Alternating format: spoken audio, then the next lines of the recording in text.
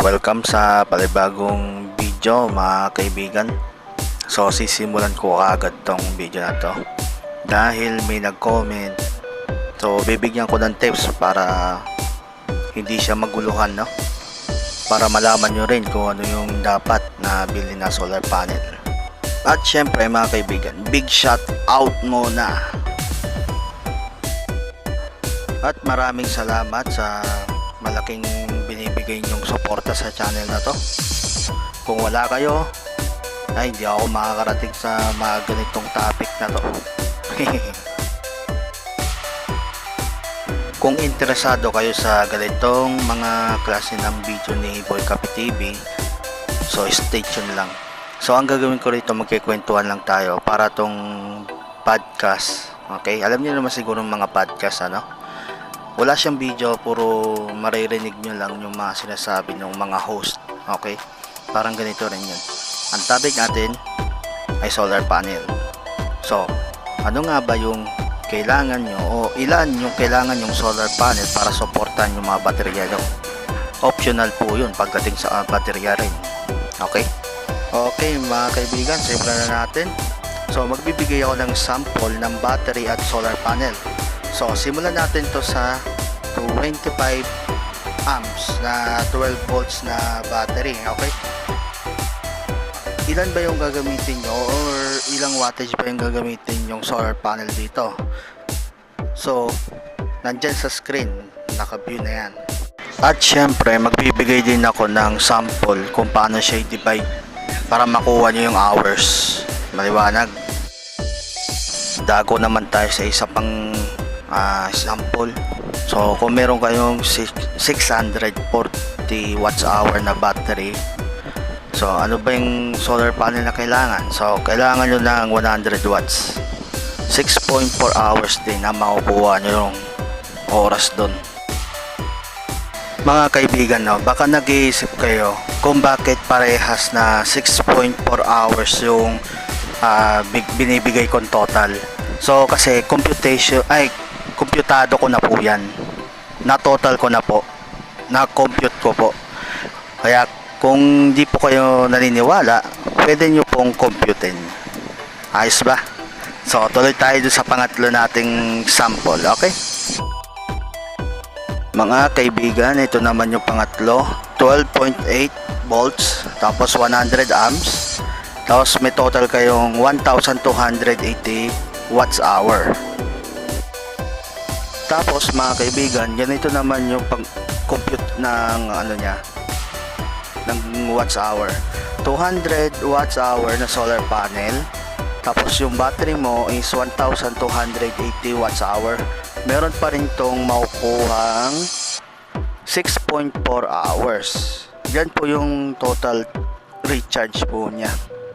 Sana naman naintindihan nyo yung aking mga example na mga kilowatt hours. At sana rin mga kaibigan, nakatulong sa inyo to. So kung nakatulong nga talaga sa inyo to, so bigyan nyo ako ng isang like and subscribe. Tapos mag-comment nyo sa baba sa mga tanong nyo dyan. Okay?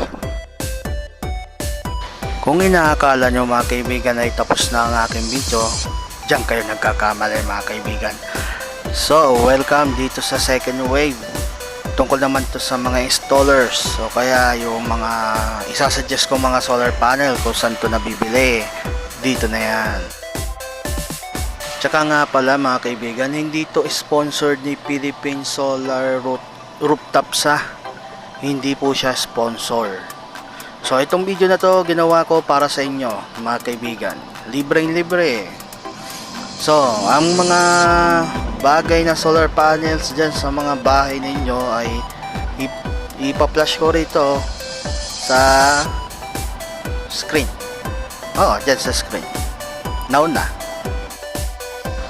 Eto na mga kaibigan, simulan natin dito kay Happy Choice na taga Tondo, Metro Manila. Hanapin nyo lang po itong page na to sa, or yung store na to sa Shopee. Opo, Shopee po yan.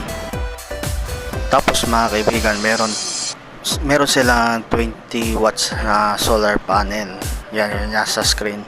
Meron din silang 50 watts na solar panel. Yan. mataas yung rating niya, oh. At meron din silang 100 watts. Diba? 18 sold. Okay, sulit na sulit. Dako naman tayo sa isa pa. Bosca Home and Living. So si Bosca talagang quality to, made in Germany. Si Bosca po meron pong 60 watts. Meron din naman sila mga 20 watts, 10 watts. Ito yung pinaka ano talaga nila. Malakihan po sila. At meron din silang 120 watts. Tsaka tignan nyo po maigi yung ano nila, yung sold kung marami or yung tsaka yung rating. At ito naman yung pangatlo mga kaibigan. Ito naman mga kaibigan is King Oxa. So taga Zamboanga City. Marami rin silang benta na solar panel. Ito kay King Oxa, may kakaiba dito sa mga solar nila. Kung mapapansin nyo mga kaibigan, meron solar panel na kulay itim, purong itim. Ewan ko lang, hindi ko pa natatry yan eh, pero gusto ko rin.